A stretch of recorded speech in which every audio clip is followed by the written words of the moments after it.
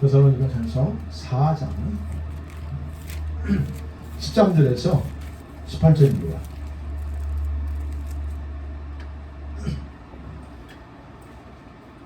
찾으셨죠? 교도할게요. 짧은 말씀이지만 13절 제가 먼저 읽습니다. 형제들아, 자는 자들에 관하여는 너희가 알지 못함을 우리가 원하지 아니하노니 이는 소망 없는 다른 이와 같이 슬퍼하지 않게 하려 함이라. 우리가 예수께서 죽으셨다가 다시 살아나심을 믿을진데 이와 같이 예수 안에서 자는 자들도 하나님이 그와 함께 데리고 오시리라. 우리가 주의 말씀으로 너희에게 이것을 말하노니 주께서 강림하실 때까지 우리 살아남아 있는 자도 자는 자보다 결코 앞서지 못하리라. 주께서 호령과 천사장의 소리와 하나님의 나팔 소리로 신이 하늘로부터 강림하시니 그리스도 안에서 죽은 자들이 먼저 일어나고 그 후에 우리 살아남은 자들도 그들과 함께 구름 속으로 끌어올려 공중에서 주를 영접하게 하시리니 그리하여 우리가 항상 주와 함께 있으리라. 그러므로 이러한 말로 서로 위로하라. 아멘. 오늘 말씀 너무 잘하는 말씀이죠. 우리가 흔히 예수님의 재림 또는 우리 성도들의 휴거를 얘기할 때 반드시 이 본문을 가지고 말씀을 나눕니다. 그런데 이제 오늘은 그런 휴거와 문제가 아니고 오늘 본문은 이 데살로니가 교회에 있는 실제적인 문제와 관련돼서 나눠봅니다. 오늘 말씀은 그래 잠자는 자들에 대한 이 바울의 가르침이 뭐냐는 걸 볼 겁니다.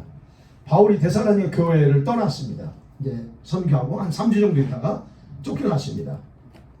그런데 거기서 믿음을 가지고 열심히 잘 신앙생활 하다가 어떤 사람들이 이제 나이가 있는 분들은 이제 죽게 돼 있어요. 이제 우리말로 소천하게 되는 일이 발생합니다. 그런데 그들이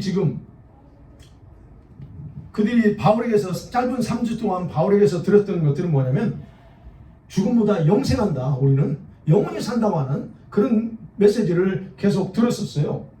그러니까 자기들은 생각할 때 죽지 않을 거라고 생각했던 그 잘못된 올바르지 않는 그런 생각을 가지고 있었던 성도들이 있었던 겁니다. 그러니까 바울이 그러면서 말했죠. 우리가 영원히 살 거니까 환난 속에서도 절대로 믿음 배반하지 말고 인내하고 꼭 믿음 지켜라 라고 그런 가르침을 했어요.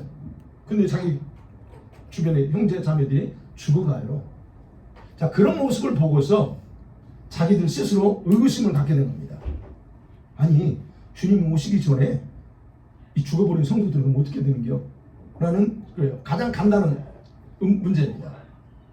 그럼 이 사람들이 우리보다 더 불행한 거 아니야? 이런 거예요.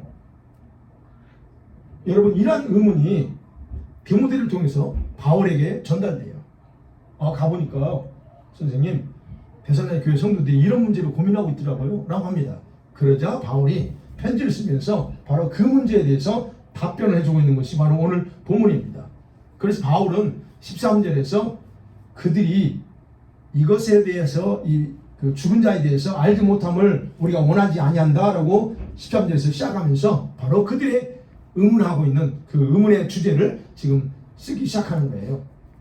여러분, 예수 믿는 성도들의 죽음의 문제는 예수님의 재림 때와 연결되어 있다는 걸 우리가 잘 아시죠? 근데 이 성도들에게는 그런 지식이 없었던 거예요.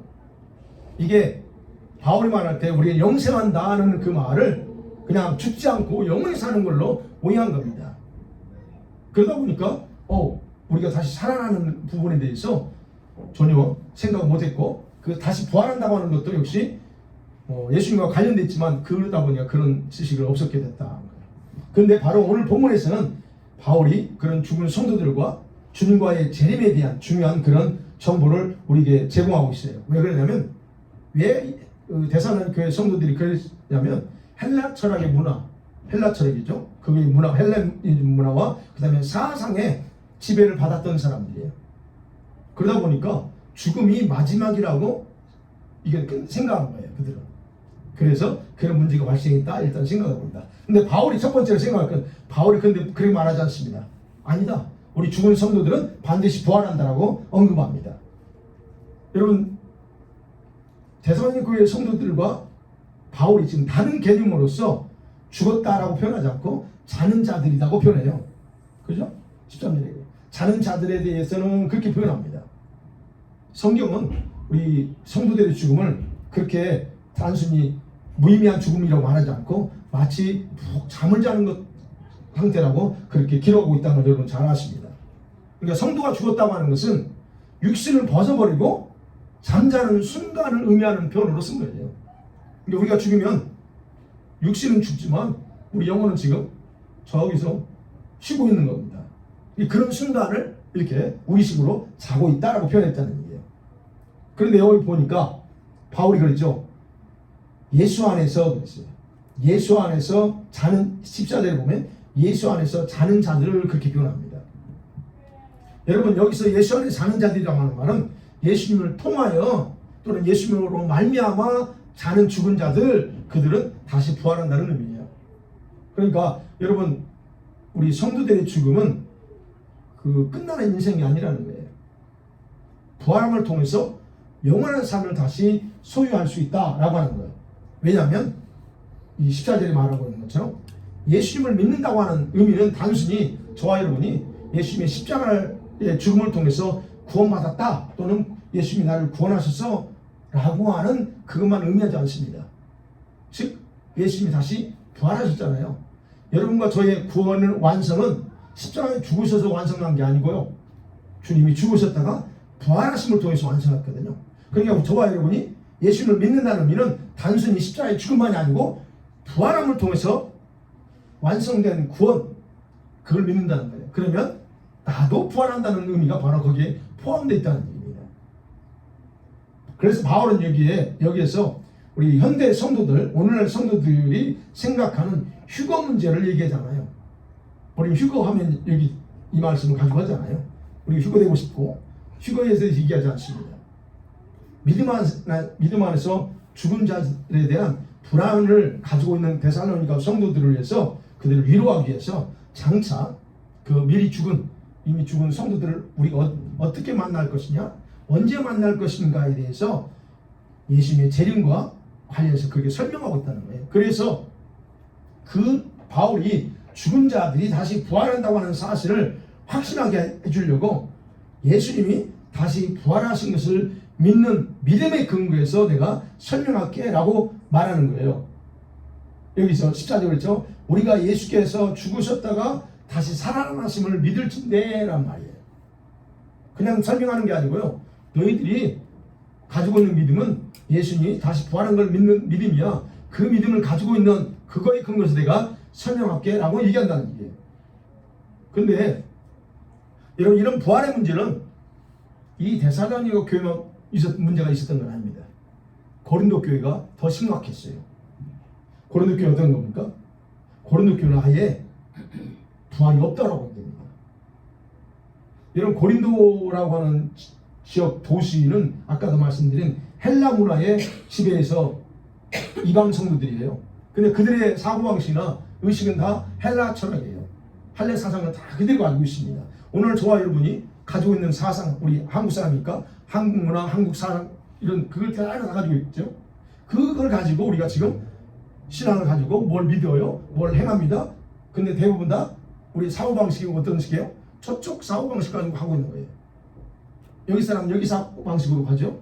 근데 우리는 바꿔야 된다고 그랬죠. 한국식 사고방식도 아니고 캐나다 사고방식도 아니고 헬라 사고방식도 아니고 이 성경 말씀의 근간 가치관을 세워서 우리 사고방식을 바꿔야 된다 그랬죠. 그러니까 헬라 사람들이 그런 사고방식 가지고 있어요. 그러니까 뭐냐면 헬라 사람들은 헬라 문화에서는 뭐냐면 영원 불멸을 주장해요. 영혼은 절대 죽지 않는다. 그러면서 뭐냐면 몸은 죽었기 때문에 더 이상 부활하지 않아요. 영혼만 영원히 살지 부활이 없다고 얘기해요. 그렇게 여러분 문화가 그래요.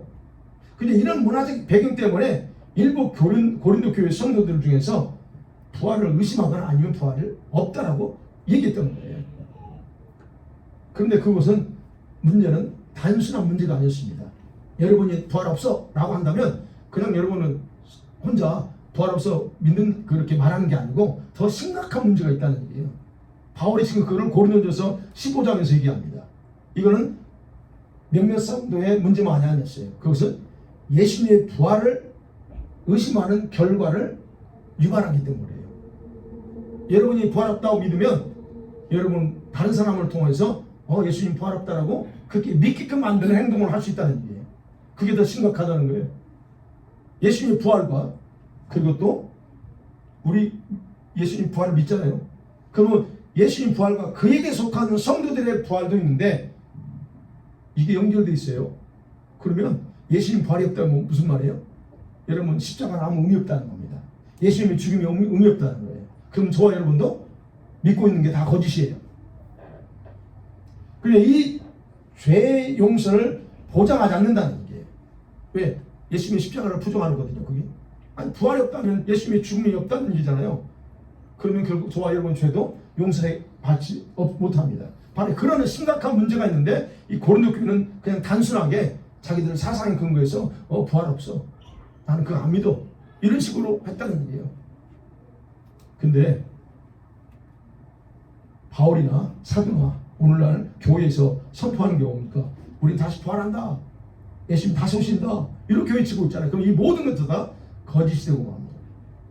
그러니까 우리가 예수님 때문에 죽고 예수님 때문에 고난당하는 거 의미가 없어요. 그냥 여러분 편하게 그냥 사세요. 그런 의미가 된다는 거예요. 부활을 부정하면.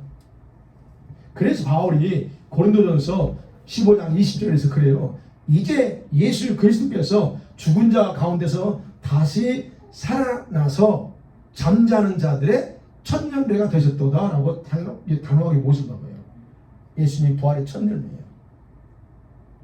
그래서 주님께서 부활하심을 통해서 이제 그로부터 부활이 시작됐다는 얘기입니다. 지금 지난주 2주 전에 제가 이 부분까지 설명했죠. 그렇다면 여러분 예수님을 부활시킨 하나님께서 예수님 안에서 죽은 우리 성도들을 바로 예수님과 함께 데리고 올 거야 라고 바울이 얘기한 겁니다. 그게 14절이에요. 이와 같이 예수 안에서 죽은 자들도 하나님이 그와 함께 데리고 오시리라. 그 말은 무슨 말입니까? 그러니까 너무 슬퍼하지 말고 안심해 할 거예요.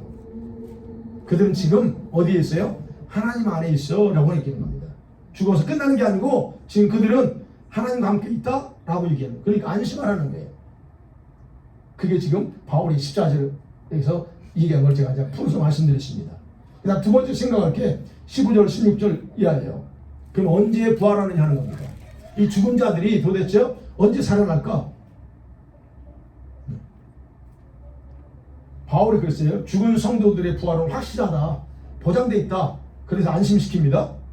그리고 반드시 예수님처럼 그들이 부활해서 하나님과 같이 이 땅에 온다고 그랬어요. 물론 다른 곳에서 예수님과 함께 온다고 그랬습니다. 그러니까 여기서 이거 단어 가지고 이거 자꾸 이게 단어 가지고 다른 생각할 거 없어요. 주님이 오세요. 그러니까 오신다는 거예요. 그런데 15절에 보면 뭐라고 그랬어요? 같이 한번 볼까요? 12절 시작. 우리가 주의 말씀으로 너희에게 이것을 말하노니 주께서 강림하실 때까지 앞서지 못하리라. 그 15절의 말씀 보니까 어떻게 해요? 주님이 다시 오실 때까지는 지금 현재 우리 살아있는 우리 성도들은 바로 믿음 안에서 죽은 그 성도들보다 부활됨에 있어서는 앞서올 수 없다. 우린 그들보다 더 뒤져 얘기하는 겁니다. 부활의 순서에 있어서 우리 성도들이에요. 불신자 말고 우리 성도들의 부활의 순서에 있어서는 그 성도들이 더 유리하다는 거예요. 그들이 먼저 일어난대요. 우리가 그 다음이고. 그러면 생각해야죠. 언제 주님께서 재림에서 이 죽은 자들 부활시킬까요? 언제 할 거야? 이거 빨리빨리 하시면 좋은데 언제 하실 것 같아요? 여러분 그 성경에 고린도전서 15장에 나와요. 언제 하냐면 15장 51절 52절에 보면 마지막 나팔 소리가 울릴 때 그게 재림의 나팔이죠. 그럴 때 주님이 강림하신다. 그렇게 기록하고 있습니다. 16절에서도 그렇게 기록하고 있죠.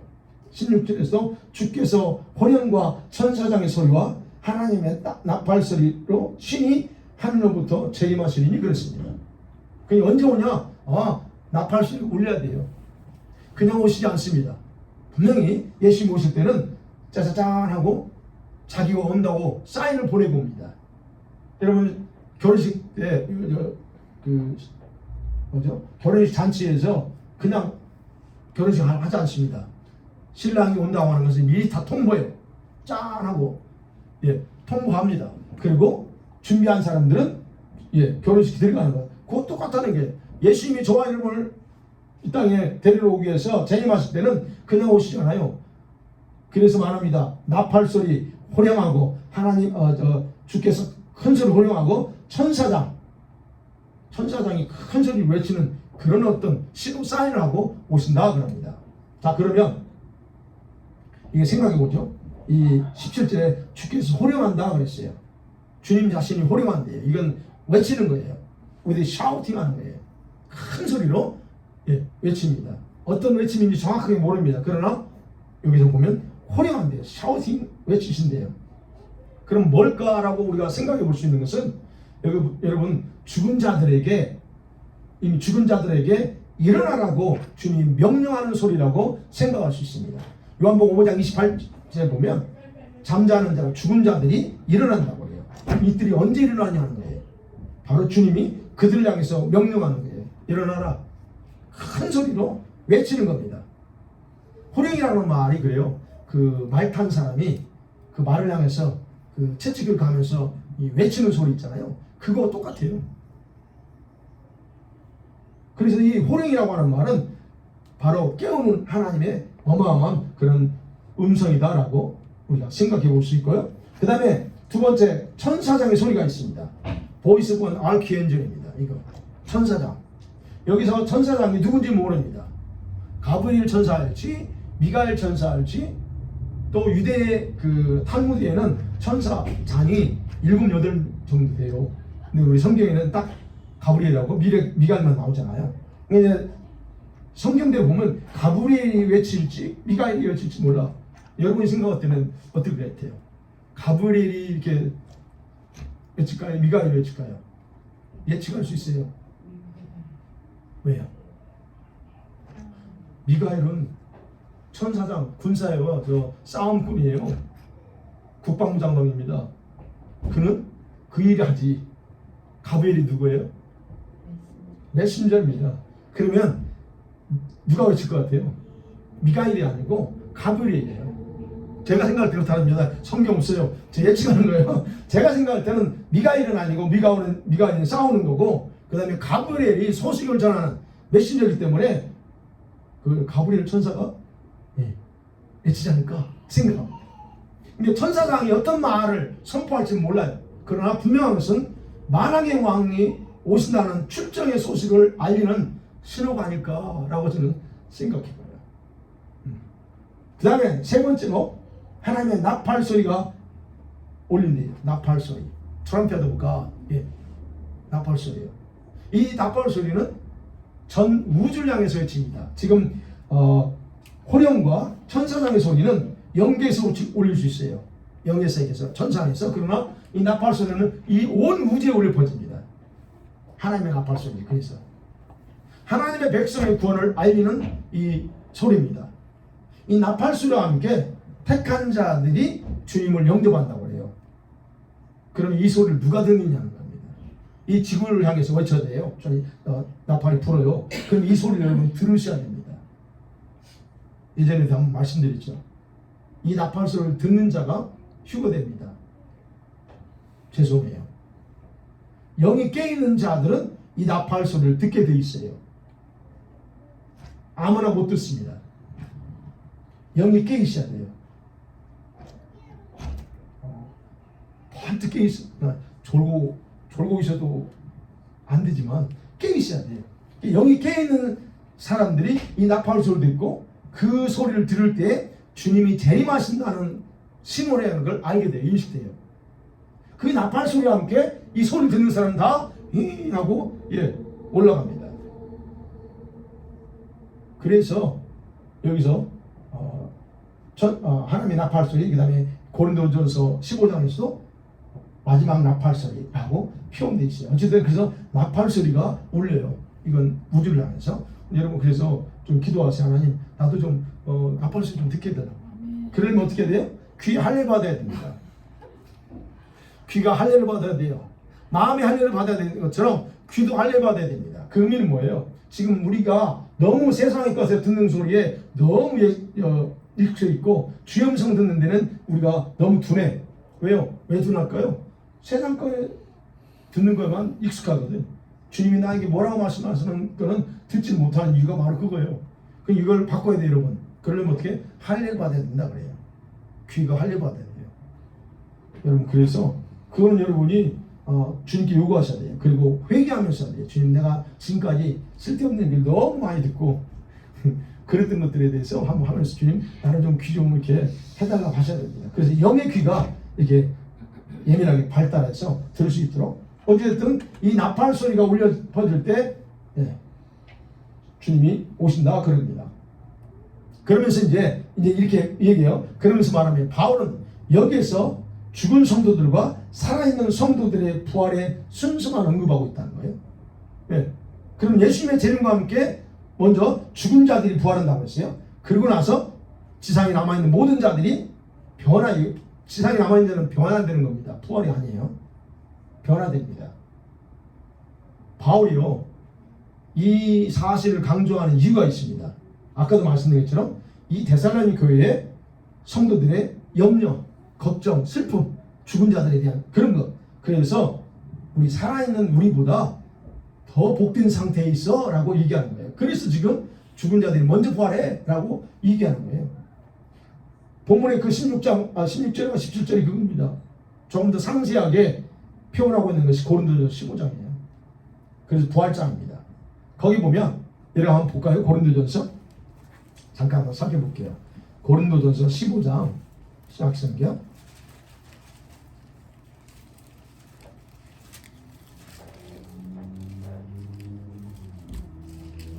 51절 52절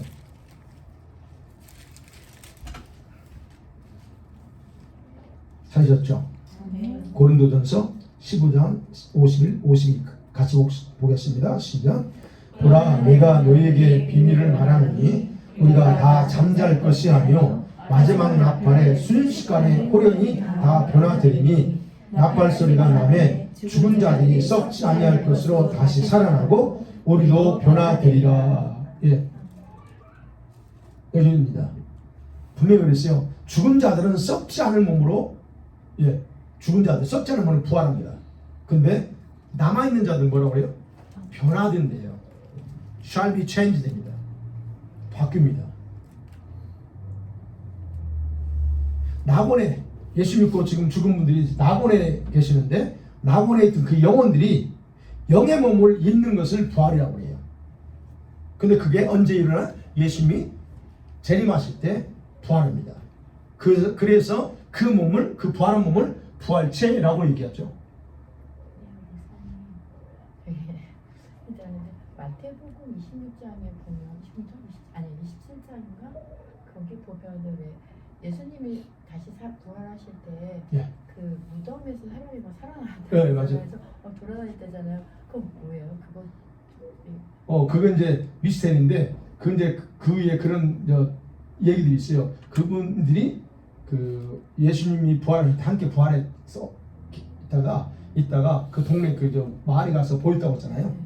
그래서 이제 주님이 많은 사람이 다 그런 게 아니고 어떤 특별한 하나님의 목적과 계획 위해서 그 부활한 사람들 부활시킨 거지. 주님이 부활시킴을 통해서 불신으로 가득한 그들에게 뭔가를 이렇게 하셨다는 거예요. 그리고 나서 올라갔다고 이렇게 얘기해요. 그러니까 부활했으니까요. 그런 정확하게 다른 문은도 나오지 않고 그러나 우리가 예측은 그렇게 해요. 학자들이.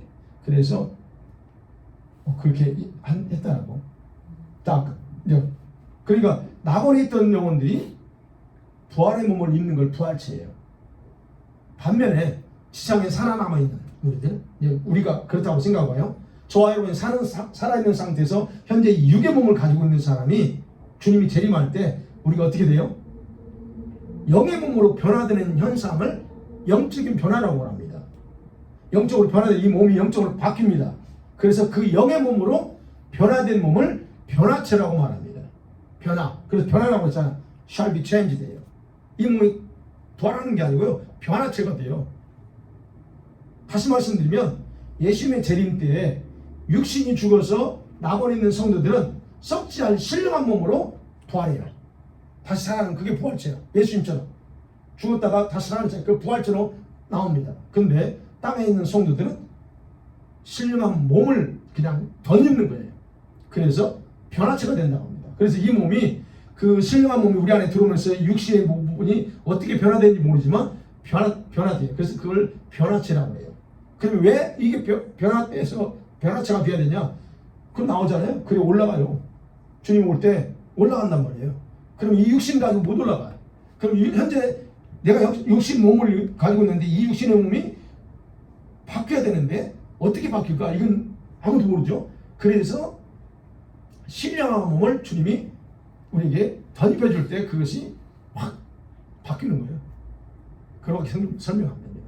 그래서 올라가는 거예요. 그래서 육신의 몸 자체가 바뀌어버리는 거예요. 그래서 이제 어떻게 바뀌냐? 이제 이렇게 생각하십시오. 저와 여러분이 거듭났어요. 여러분의 영이 거듭났잖아요. 그러면 거듭난 영에 하나님이 예비하신 이 영적인 몸을 덧입는 순간에 순간적인 변화가 일어나서 우리가 변화체가 된다고 해요. 왜 변화체가 되냐? 그래야 이 몸이 천국에서 살기에 합당한 영체가 되는 거예요. 영의 몸이라는 거예요. 그러니까 이 부활체와 변화체를 영의 몸, 간단하게 영의 몸이에요. 그렇기 때문에 영체 또는 영의 몸이 되어야 아까 말씀드린 영적인 세계인 천국에 가서 적응할 수 있고 그대로 살 수 있다는 겁니다. 그러니까 저와 여러분이 이 몸이 있다는 거예요. 15장 폈죠? 고린도전서 15장 거기 보면 52절 보세요. 15장 52절 고린도전서 그거 나옵니다. 같이 한번 보아요. 42절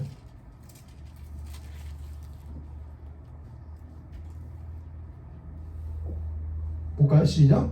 죽은 자의 부활도 썩지 않을 것을 다시 살아내며. 네. 또 52절도 그렇죠. 50을 아까 봤잖아요. 네. 죽은 자를 썩지 않을 것 다시 살아 우리도 변화된대요. 53절 이 썩을 것이 반드시 썩지 아니할 것을 입겠고 이 죽을 것이 죽지 아니함을 입어요. 근데 그게 뭐냐면 몸이라는 거예요. 지금 여기서 얘기하는 바울이. 네. 44절에도 그랬죠. 육의 몸으로 심었지만 신령한 몸으로 다시 살아나니 육의 몸이 있는 것처럼 또 우리 영의 몸도 있다는 겁니다. 영의 몸. 그냥 우리가 죽으면 그냥 흐물흐물한 영이 아니고 이 몸을 그대로 가지고 있다는 거예요. 그러면 계시록 20장에서 우리가 주일날 본 것처럼 모든 다 부활해요. 그럼 부활하면 그 부활의 몸이 영의 몸이에요. 그러면 지옥에 가서 그들이 그 몸 가지고 고통을 받는 겁니다. 그러니 얼마나 그 고통스럽네요. 이 육신의 몸하고 영의 몸은 그 아픔을 느끼는 강도가 상상 비교할 수 없습니다. 육신의 몸은 조금 이렇게 들으면 아프지만 영의 몸은 그게 아니에요.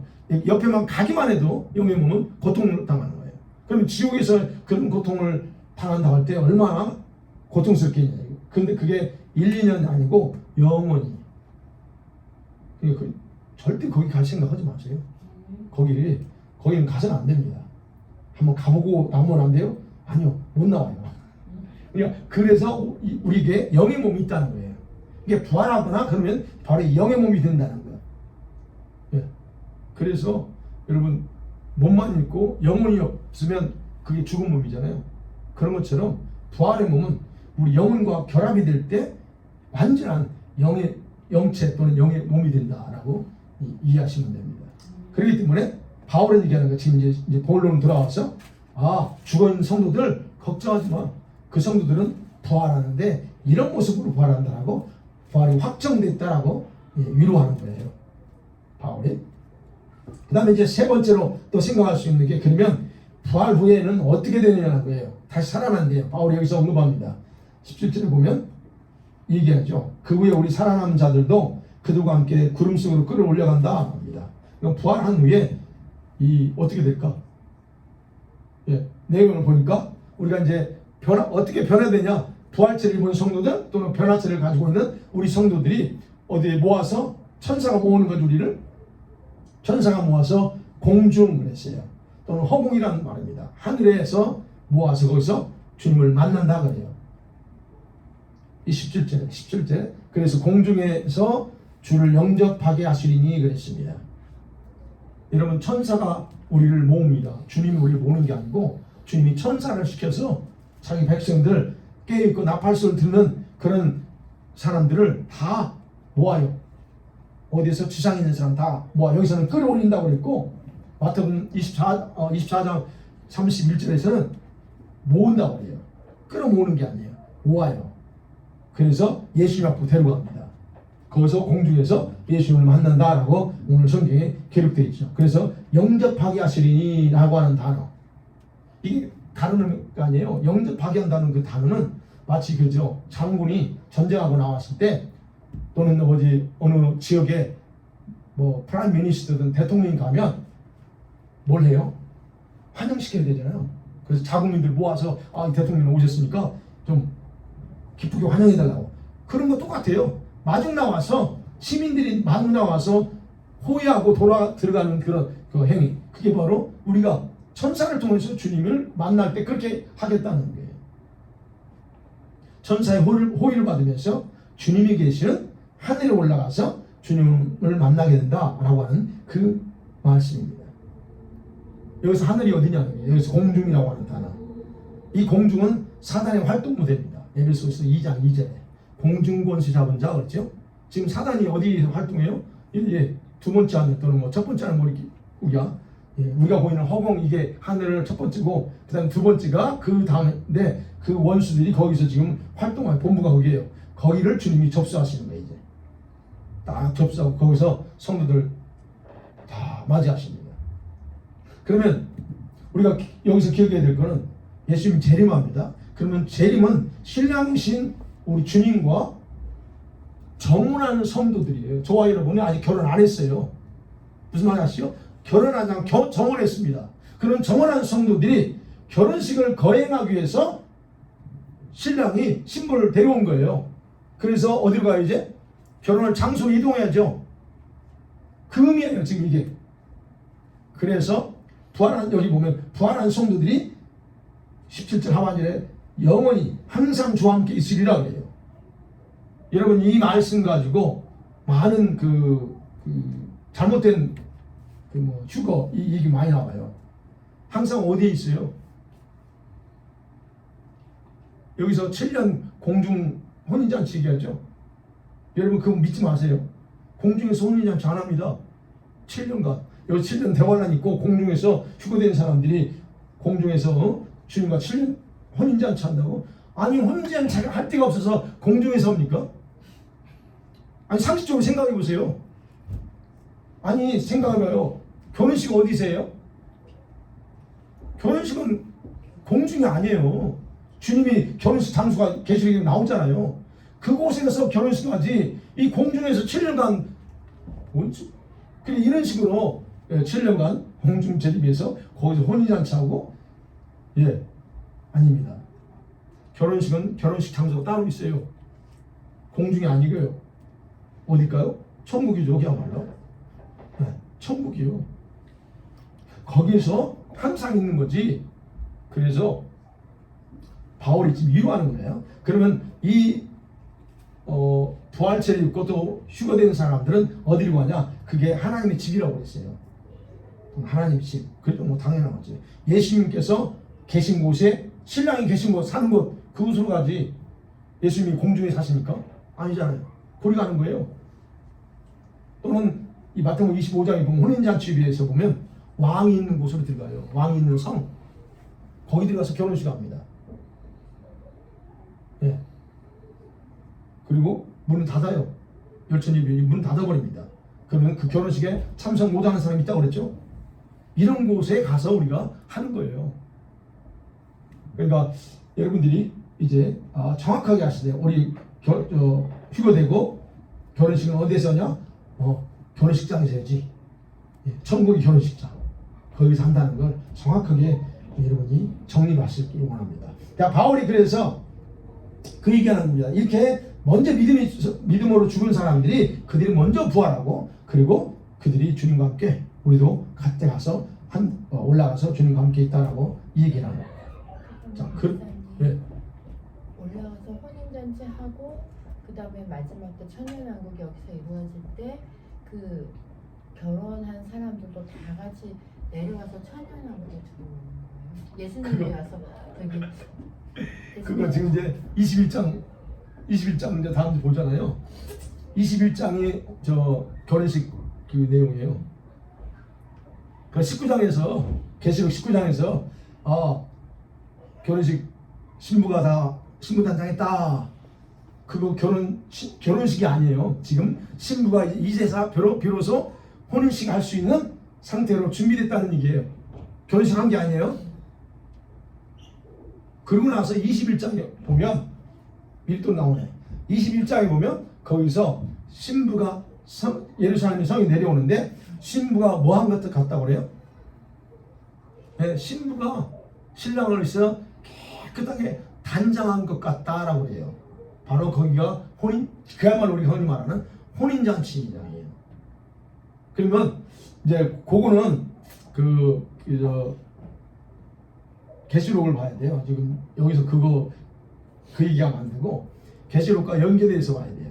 그럼 거기에서 그 천년왕국 와서 사는 분들 계시록에 20장 5절 6절에 나오는 것처럼 어쨌든 첫째 부활에 참여하는 사람들 그 사람들을 들어가서 왕노라고. 그래서 저는 이제 그 부분에서 성경에서 이렇게 다른 표현이 안 나왔기 때문에 그거는 지금 이제 조심스럽게 제가 말을 아끼고 있어요.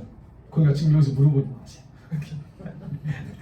조심스럽게. 왜냐면 잘못 저기 하면 우리끼리 뭐 했지만 나중에 개인적으로 그냥 어때요? 하면 이제 그때 제 의견을 얘기할게요.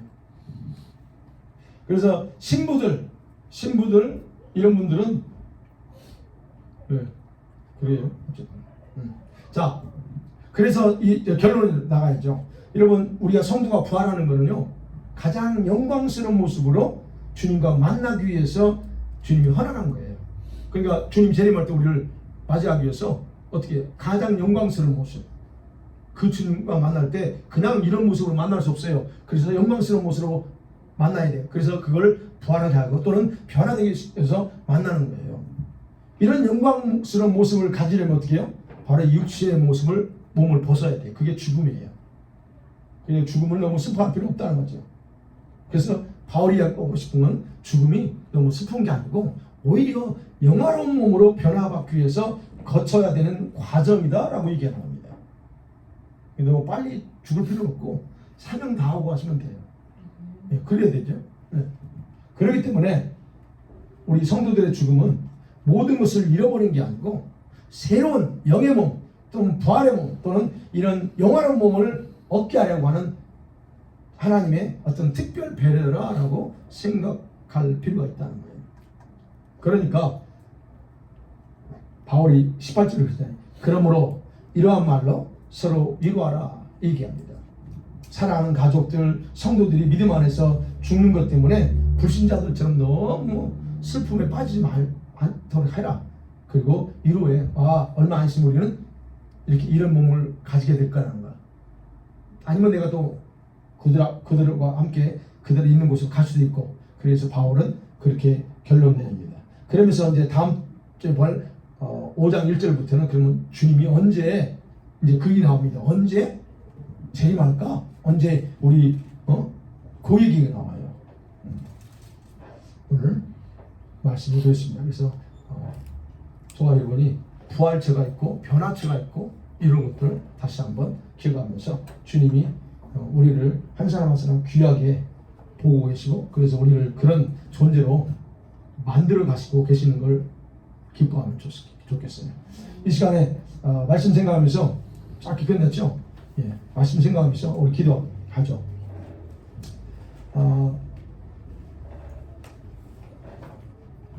예수님이 재림하신다는 것을 그런 말씀 들을 때 가장 먼저 생각하는 건 그래요. 주님 오실 때 내가 과연 그분 맞이할 수 있을까 하는 거죠. 예. 우리의 이슈죠. 우리의 고민이고. 그러나 제가 누누이 강조하는 것처럼 그분을 만나려면 여러분이 힘을 입어야 된다는 거. 예. 이건 변함이 없습니다. 이게 원리예요. 그러면 주님 하나님 앞에서 주님 내가 흰 옷 입고 있는지 안 입고 있는지 다시 한번 기도하세요. 네.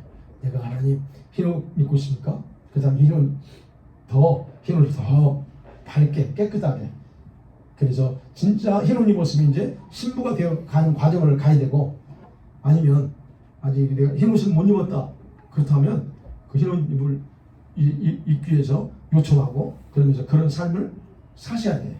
그래서 가장 기본이 그겁니다. 여러분과 제가 말씀과 기도, 이 말씀 굉장히 여러분 중요합니다. 말씀을 단순히 읽는 것뿐만 아니라 말씀이 여러분의 마음과 생각을 지배하도록 하는 것 굉장히 중요합니다. 주님이 천국에 갈 때 우리한테 요구하는 것이 뭔지를 이번 주일날 제가 이제 얘기할 거예요. 뭐에 대해서 주님이 우리한테 물어보시냐? 뭘 것 같아요, 주님이? 미리 한번 예측해 보세요. 천국 가면요, 주님이 여러분과 저에게 제일 먼저 물어보는 게 있어요.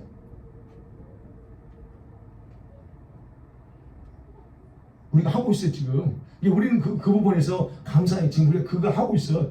뭘까요? 네. 말씀 얼마나 가까이 하고 말씀을 사랑하고 읽었느냐. 그 다음에 우리 하고 있어요, 지금 다. 예, 얼마만큼 기도하고 지상에 있는 동안 얼마만큼 기도했느냐. 요거 반드시 물어봅니다. 그 다음 또 하나. 지금 하고 오늘도 했어요. 얼마만큼 전도했느냐. 반드시 물어봅니다. 또 아니, 그건 아니에요. 네. 두 개만, 세 개만 안 얘기할게요. 자, 그런 것들을 무엇이에요? 그것이 다 연결돼 있어요. 그러니까 저와 여러분이 이 말씀, 그래서 우리가 하루 시작하면 꼭 뭐 통독하는 분들 계속 있죠. 이 말씀 줄기차게 읽고 묵상도 하고 그러면 말씀을 사랑해야 돼요. 그래야 여러분은 가치관이 바뀌고 바뀔 생각이 아까 데살로니가 교회 성도들이 상하상에 안 바뀌는 거 보여요. 니골라가 왜 그렇게 성령 충만했던 사람이 왜 니골라 당을 만들어서 그렇게 성경 이단을 놓아요? 헬라 상하상 이게 안 바뀌었어요. 그러니까 저와 여러분이 왜 주님이 말씀을 많이 읽었느냐 이걸 물어보시냐면 이 말씀을 읽어야 또 알아야 내가 어떻게 살지 뭘 할지 알잖아요. 근데 말씀 안 읽으면 어떻게 알 수 있어요? 그럼 장식으로 사는 거죠. 그러니까 그런 것. 그래서 하나님 나의 영적인 삶, 우리 내 신앙의 삶이 단순히 뭐 여러분과 제가 뭐 광신자가 되려는 의미 아니에요. 기본적으로 이거는 해야 될 일이죠. 광신자가 하는 게 아니고. 그래서 그런 삶에 하나님 내가 이제 더 지금 열심히 나가고 있는데 변함없이 끝까지 갈 수 있는 그런 끈질긴 그런 어떤 믿음, 은혜 가지고 나가게 달라고 기도하시고, 주님, 그리고 어찌됐든 내 안에, 여러분과 제 안에 그 주님에 대한 그런 사모함이 좀 더 많이 깊어져야 돼요. 요청하셔야 돼요. 주님, 내가 좀 더 나에게 은혜를 달라고. 그렇게 하시면 주님이 여러분의 심장 가운데 그 은혜를 보여줘요. 어떤 경우는 두루마리를 입혀주신다고 기도하고, 어떤 경우는 그 알약 같은 걸 주신다고 하고 그래요. 그건 사람 감정 들어보면 그걸 주시면 어느 순간 내 심장에서 뭔가 확 달라지잖아요. 이런 것들이 와야 내가 달라질 수 있어요. 그런 하나님 은혜를 위해서 달라고 기도하시고요. 또 이번 주일날 우리 이제 오늘 금요일이잖아요. 주일날 각자 예배하는데 좀 예배 속에서 살아있는 실제적인 예배 하나님께 예배 드릴 수 있도록 위해서 기도하고, 그 다음에 지금 터키하고 시리아 그 지진을 위해서 어림당하는 것을 위해서 기도하고, 이스라엘을 위해서 우리 이스라엘 반드시 기도해야 됩니다. 이스라엘 하나님 어제 다니엘서 보셨잖아요. 이스라엘 백성이 지금부터 계속 깨어나도록 위해서 한국을 위해서 기도하고, 저기 북한을 위해서 기도하고, 밴쿠버에 있습니다. 또 기도 부탁 있으면 말씀하세요. 항상 하는 거지.